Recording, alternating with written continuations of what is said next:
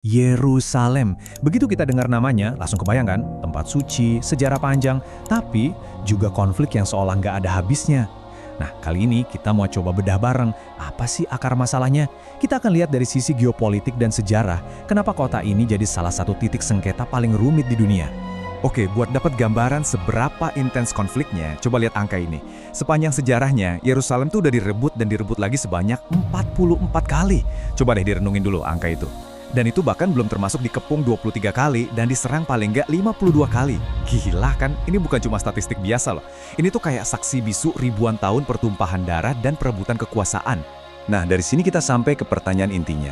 Sebenarnya Yerusalem ini diperebutkan karena lokasinya yang super strategis atau karena narasi, karena cerita-cerita suci dan politik yang begitu kuat yang dibangun di sekelilingnya. Jadi ini rebutan tanah atau rebutan makna? Oke, yuk kita selami lebih dalam. Jauh sebelum jadi pusat tiga agama besar dunia, Yerusalem itu pada dasarnya adalah benteng strategis. Jadi kepentingan awalnya itu murni geopolitik, karena letaknya di koridor vital yang jadi incaran imperium-imperium kuno. Sejarah awalnya itu ya isinya siklus penaklukan terus-menerus. Mulai dari Firaun Mesir yang mendominasi Kanaan, terus datang Babilonia, Persia, sampai Yunani di bawah Alexander Agung. Pokoknya setiap kekuatan besar di timur dekat zaman dulu pasti ngincer wilayah ini. Coba dilihat ini. Ini tuh kutipan dari salah satu catatan diplomasi tertua di dunia loh. Surat dari penguasa Yerusalem ke Firaun Mesir sekitar abad ke-14 sebelum Masehi. Isinya, minta tolong, mohon bantuan militer. Ini nunjukin kalau dari zaman Bahela pun, Yerusalem udah jadi pion penting dalam permainan geopolitik yang jauh lebih besar. Nah, ini dia alasan utamanya, koridor Levant. Kenapa penting banget? Ya, karena menguasai Yerusalem itu artinya mengendalikan koridor ini. Siapapun yang mau jadi penguasa di Timur Dekat, entah itu Nebukadnezar dari Babilonia atau Koresh Agung dari Persia, wajib hukumnya mengamankan jalur ini. Ini tuh soal ngontrol urat nadi perdagangan dan jalur militer. Simpelnya gini deh, siapa pegang Yerusalem, dia pegang jalur antar benua. Titik. Sekarang, kita loncat ke era klasik. Di sini, ada pergeseran yang fundamental banget.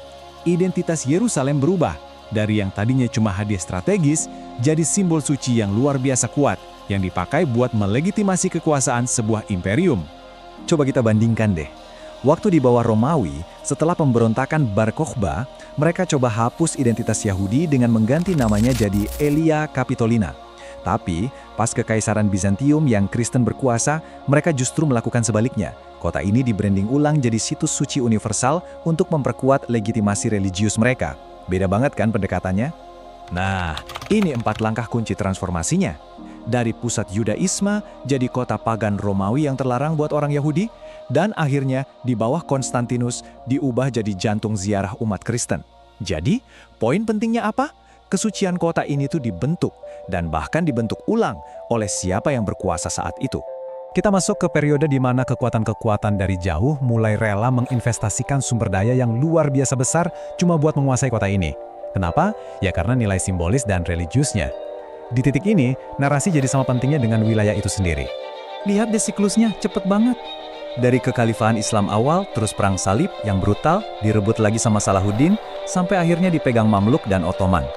Setiap penaklukan ini didorong oleh semangat keagamaan yang kuat banget. Menguasai Yerusalem itu seolah jadi bukti keunggulan iman mereka. Dan ini nunjukin dua pendekatan yang sangat berbeda. Penaklukan oleh tentara salib pertama itu isinya pertumpahan darah yang mengerikan. Beda banget sama Salahuddin, yang pendekatannya jauh lebih pragmatis. Beliau paham kalau kota ini penting buat banyak agama, makanya para peziarah tetap diizinkan masuk. Ini nunjukin pemahaman yang beda tentang cara mengelola kota yang pluralistik. Nah, selama 400 tahun di bawah kekuasaan Ottoman, Yerusalem itu rumah bagi masyarakat yang sangat beragam. Ada banyak kelompok berbeda yang hidup berdampingan di bawah satu administrasi. Ini jadi bukti kalau pluralisme identitas itu sebenarnya bagian penting dari sejarah panjang kota ini. Oke, kita lompat ke abad ke-20. Di sini, konfliknya berubah total. Bukan lagi perebutan antar imperium besar, tapi jadi perjuangan antara dua gerakan nasionalis yang saling bersaing untuk memperebutkan kota yang sama. Jadi, waktu Kekaisaran Ottoman yang udah berkuasa 400 tahun runtuh, terjadilah kekosongan kekuasaan. Rencana PBB buat menjadikan Yerusalem kota internasional gagal total. Hasilnya, malah memicu perang dan membelah kota itu jadi dua, dipisahkan oleh garis gencatan senjata yang memisahkan lingkungan, bahkan keluarga.